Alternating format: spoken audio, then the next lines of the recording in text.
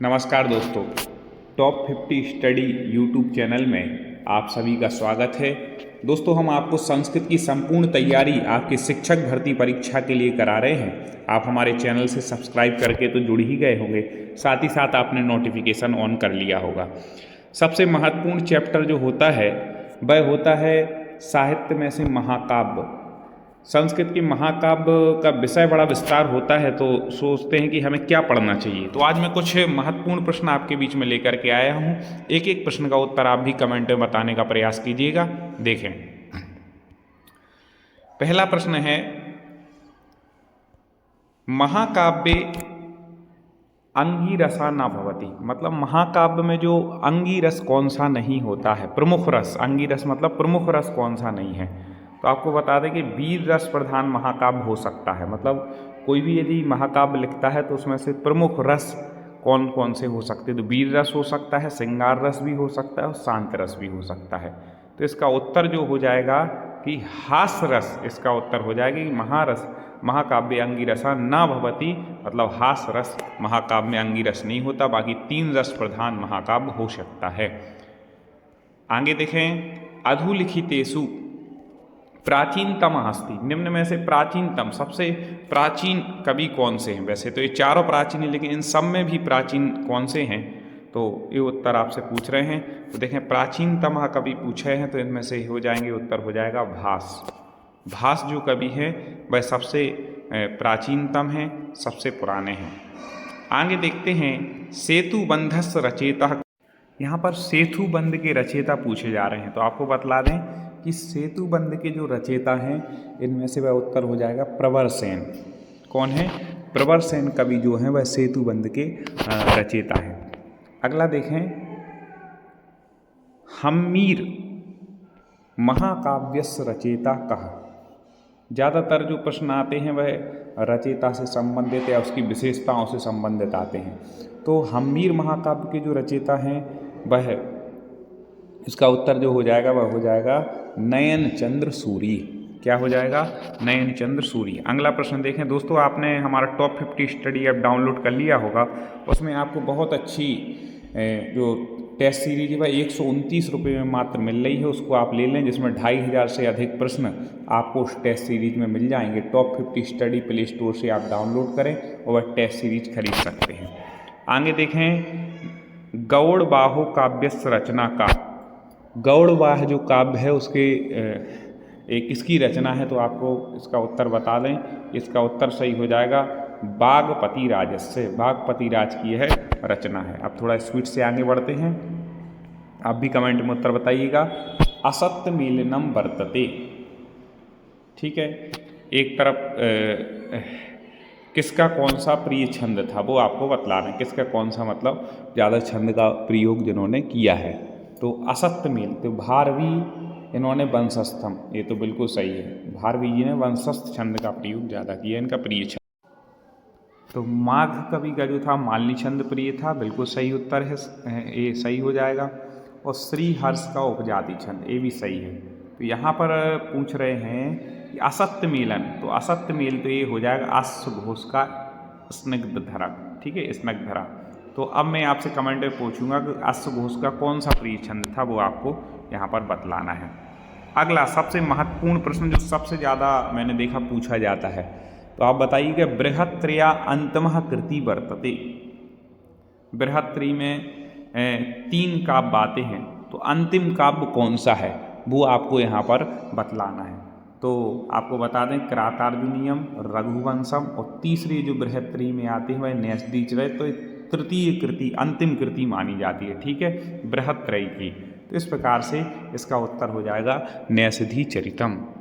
अब आगे बढ़ते हैं, बृहत्त्रया श्रृंगार रस प्रधानम महाकाव्यम वर्तते। एक तो आपको याद रखना है बृहत्त्रयी में कौन कौन से 3 आते हैं और लघुत्रयी में कौन कौन से 3 काव्य आते हैं, वो भी आपको याद रखना है। तो बृहत्त्रया श्रृंगार रस प्रधानम काव्य, बृहत्त्रयी में श्रृंगार रस प्रधान काव्य कौन सा है वो आपको यहाँ पर बतलाना है। तो अभी जो अंतिम काव्य था, अभी जो बताया गया वो कौन सा? न्यसदीचरित। यही क्या है, बृहत्त्रयी में न्यसदीचरित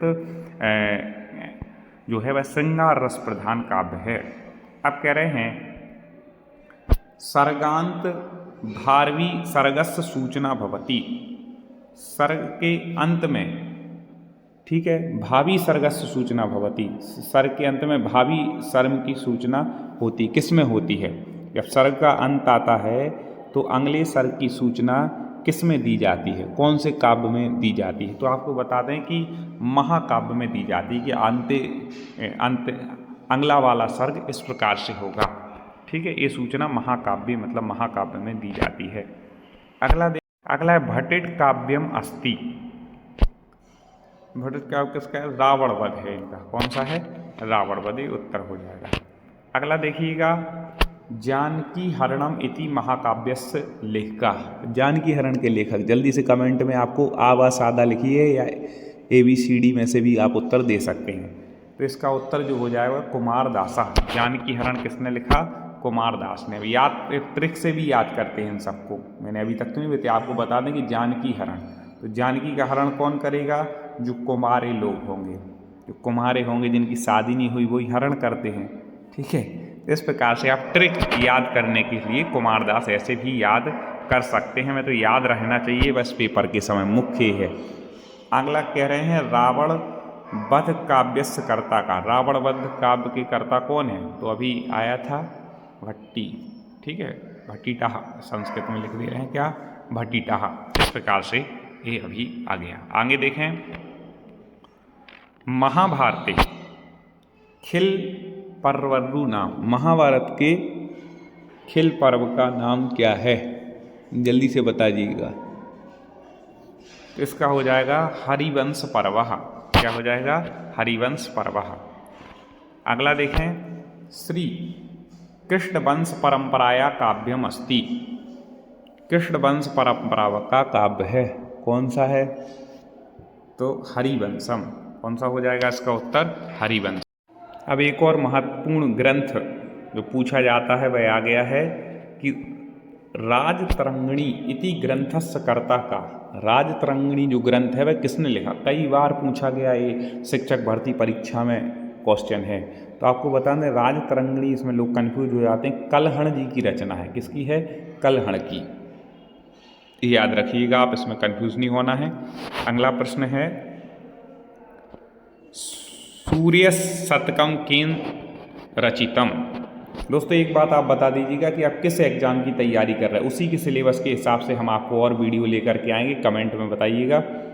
तो सूर्य शतकम केन रचितम, सूर्य शतक के रचयिता कौन है?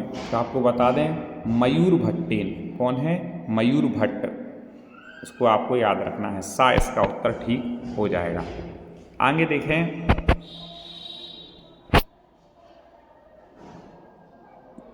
पश्चिम महाकाव्यानाम प्रसिद्धा व्याख्याकर्ता अस्ति।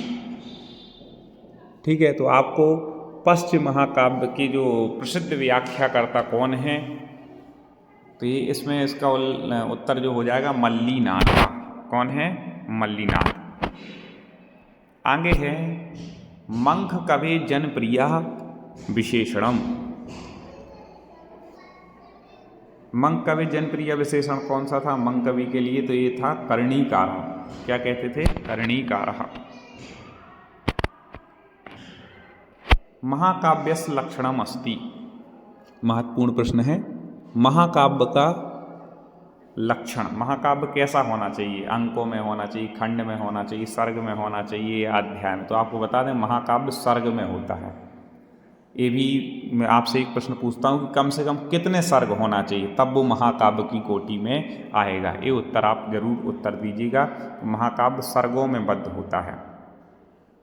अगला है, कवि पदम गुप्त परिमल रचितम महाकाव्यम अस्ति। कवि पदम गुप्त परिमल के द्वारा रचित महाकाव्य कौन सा है? यहाँ पे 4 महाकाव्य दिए हैं, तो ये हो जाएगा नव सहसा डक चरितम। क्या इसका उत्तर हो जाएगा? नव सहसा डक चरितम, एक काव्य इन्होंने लिखा है। अगला है, कलहणेन किम ग्रंथम रचितम। कलहणेन किन ग्रंथम रचितम। तो अभी मैंने ऊपर आपको बताया था, अब आप इसका कमेंट में उत्तर दीजिएगा। अभी आज मैंने कुछ समय पहले आपको इसी वीडियो में बताया है, तो मैं चाहूँगा आपका उत्तर हमारे पास तक आए। बाकी आप समझ गए होंगे। अगला देखते हैं, कस्य राज्ञा अस्य घोषा राजगुरु राग विश्चासीत। कह रहे हैं कि कस्य राज्ञा अस्य घोषा राजगुरु, ठीक है, किसके राज्य में अश्वघोष जो थे वह राजगुरु थे। किस राजा के राज्य में अश्वघोष जो कवि हुए हैं वह राजगुरु थे। तो आपको बता दें कि इन दो में से ही उत्तर है, तो वह थे कनिकस्य। ठीक है, क्या हो जाएगा, कनिकस्य राजाया। अगला है अश्वघोषस्य गुरु नाम किम। अश्वघोष जो थे उनके गुरु का नाम क्या था। 4 ऑप्शन आपके सामने दिए हैं, तो आपको बता दें अश्वघोष के जो गुरु थे वह पारस्चहत है। ठीक है, अगला देखें, अगला है कस्याम बौद्ध संगीत्याम अश्वघोषा उपाध्यक्षा आसीत। जल्दी से 4 ऑप्शन आपके सामने दिए गए हैं, तो किस बौद्ध संगीत में उपाध्यक्ष, तो आपको बता देंगे इसका उत्तर जो हो जाएगा वह चतुर्थ बौद्ध संगीत्याम। चतुर्थ बौद्ध संगीत्या अध्यक्षा कह। ये दोबारा इसी प्रश्न को रिपीट कर दिया। तो चतुर्थ बौद्ध जो संगति हुई थी उसके अध्यक्ष कौन थे, तो वसुमित्र अध्यक्ष थे। और उपाध्यक्ष कौन थे चतुर्थ बौद्ध संगति के, तो उपाध्यक्ष थे अश्वघोष। ठीक है, ये आपको याद रखना है, अध्यक्ष वसुमित्र थे, उपाध्यक्ष अश्वघोष थे। अगला देखें, अश्वघोषा आश्रिता आसीत।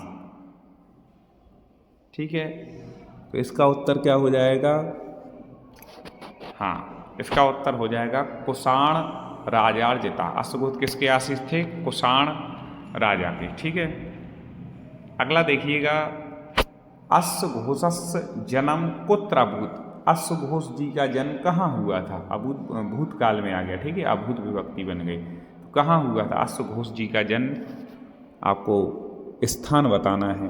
तो वह कौन सा नगर था, तो वह था साकेत नगरी। अगला है, अश्वघोषस्य कति महाकाव्यानि। अश्वघोष जी ने कितने महाकाव्यों की रचना की, कितने उनके महाकाव्य हैं, तो आपको बता दें कि उन्होंने 2 महाकाव्य लिखे। अश्वघोष जी ने कितने लिखे, 2। आपको यदि पता हो तो कमेंट में जरूर आप उत्तर दीजिएगा वो कौन कौन से महाकाव्य थे जो अश्वघोष जी ने लिखे। अगला प्रश्न है, कनिकस्य समकालीन कहा आसीत। ठीक है, तो कनिकस्य समकालीन कहा आसीत, इसका उत्तर भी हो जाएगा अश्वघोषा। अश्वघोष उनके समकालीन थे। आगे अगला है, अधो लिखितासु कृतिषु अश्वघोषस्य कृति अस्ति।